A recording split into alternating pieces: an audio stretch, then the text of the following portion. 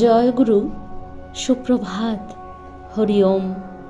ওম অখণ্ড সংহিতা বা অখণ্ড মণ্ডলেশ্বর শ্রী শ্রীমৎ স্বামী স্বরূপানন্দ পরমহংসদেবের অমৃতময় উপদেশবাণী ষষ্ঠ খণ্ড।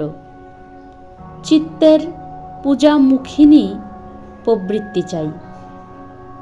সাকার ছাড়া পূজা হয় না, শঙ্খ ঘণ্টা ছাড়া আরতি হয় না।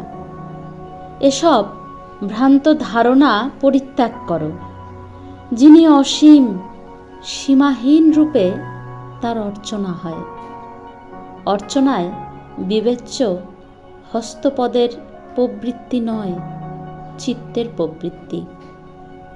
চিত্ত কি সেই নিখিল প্রেম স্বরূপের প্রতি প্রলুব্ধ? এই একটিমাত্র প্রশ্নের জবাব থেকেই সব কথার জবাব হবে।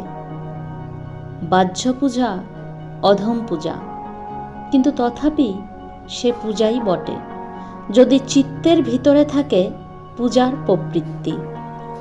আভ্যন্তর পূজা কঠিন পূজা, কিন্তু পূর্ণাঙ্গ যদি নাও হয় তবু সে পূজাই বটে চিত্তের পূজামুখিনী প্রবৃত্তি যদি থাকে। সেই পূজাভিমুখিনী প্রবৃত্তিকে জাগাও, সেইটি হচ্ছে আসল কথা।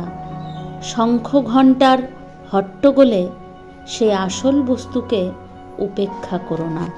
হরি ওম।